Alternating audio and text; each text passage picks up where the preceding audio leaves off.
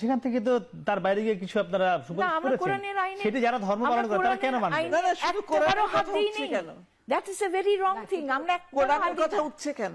আমাদের দেশে 4টা ধর্ম লোক বসবাস করে, আরো বেশি থাকতে পারে।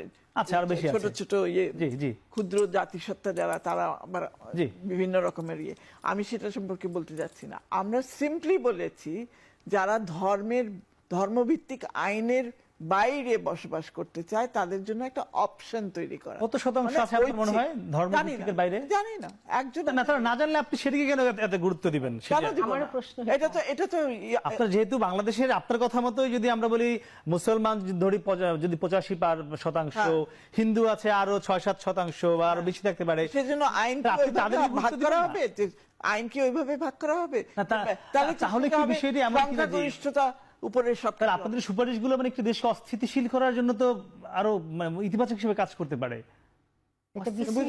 হ্যাঁ, মানে আপনি তো যদি যেহেতু 95 থেকে 97% মানুষ কোনো না কোনো ধর্মের, তাহলে তাদের মতামত কি, তাদের চাওয়াটাই কিন্তু গুরুত্ব দেওয়া উচিত ছিল। সেজন্য তো সেখানে আমরা কোনো আঘাত করছি না, সেখানে কোনো ইন্টারফিয়ারেন্সই করছি না।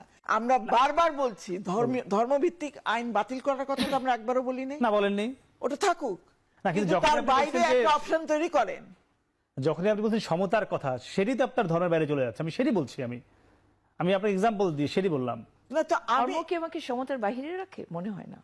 তাহলে আমি একটু না, সমতার বাইরে না, আমি বলবো ইনসাফ ভিত্তিক সমতা। অবশ্যই সমতার বাইরে ইকুয়াল পেলে যে সমতা হয় তা নয়, কিন্তু এটা আমরা নিজেরাও বাস্তবে বিশ্বাস করি। আমরা একটা সমতা নিয়ে একটা আলোচনা করতে পারি। শিরিন পারভিন হক, আমাদের সঙ্গে ছিলেন ফাউজিয়া করিম ফিরোজ এবং ডক্টর নাসিম হাসান। আপনাদের তিনজনকে অসংখ্য ধন্যবাদ। দর্শক, আমরা কথা বলছিলাম